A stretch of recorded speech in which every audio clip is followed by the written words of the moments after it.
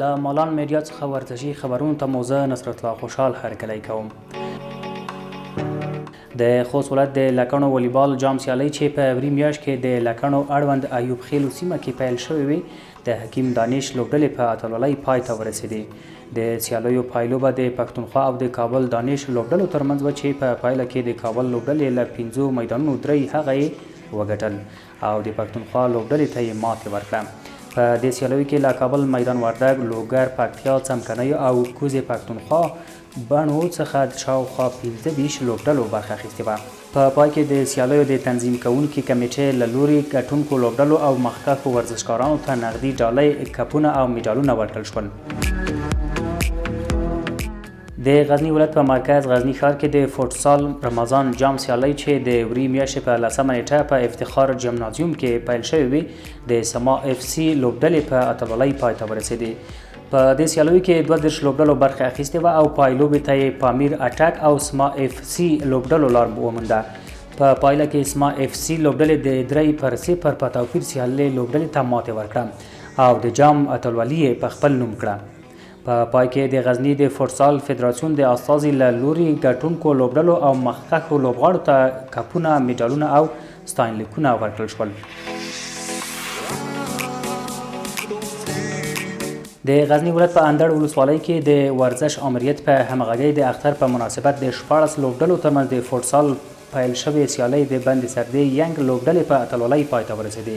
دغه سیالۍ چې د میرک بازار په ورزشي لوبغالي کې ترسره شوې، فاینل لوبه یې د میرک اتحاد او بند سردې ینګ لوبډلو ترمنځ وشوه چې 3-1 د بند سردې ینګ لوبډلې په ګټه پای ته ورسېده.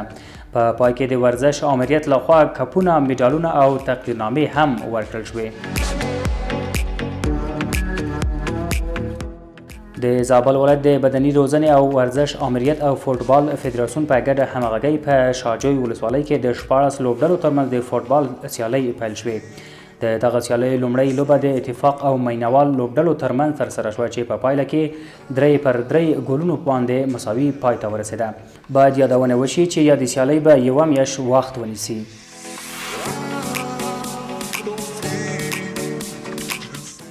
د هند پریمیر لیگ په روانو سیالیو کې نن ماښام د 2 افغان لوبغاړو رحمان الله ګربز او فضل حق فاروقي لوبډلې له یو بل سره مخامخ کیږي. ګربز چې د کلکټه نایټ رایډرز لپاره لوبیږي په 13 لوبه کې په 9 توپونو 1 منډې ترسره کړې. فضل حق فاروقي چې بیا سنرایز حیدرآباد سره لوبیږي له تیرو څو لوبو راهیسې ورته د لوبېدو چانس نه دی ورکړل شوی.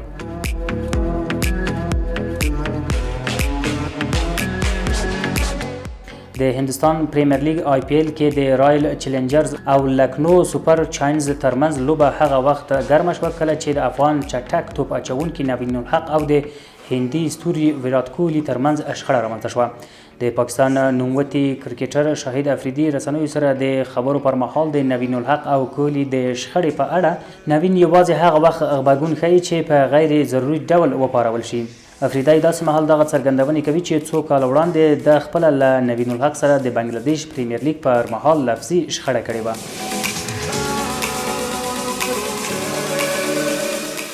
د پاریس مینوال د نیمار د کور مخې ته تر میسي وروسته هغه هم له کاره ګوښه کړی.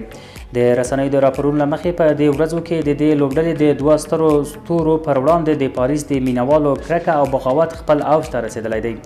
تیره شپه د پاریس مینوالو د لیونل میسي د غیر مجاز سفر په غبرګون کې له کابله وغوښتل چې د سپکاوي شعارونو په ورکولو سره لوبغاړی تیره شپه د پاریس مینوالو د لیونل میسي د غیر مجاز سفر په غبرګون کې وغوښتل چې د سپکاوي شعارونو په ورکولو سره لوبغاړي وپلوري. د رومانو په وینا میسي به حتما د فصل په پای کې پاریس پرېږدي او دوی د سعودي عربستان د وروستي منزل په توګه خبرې کوي.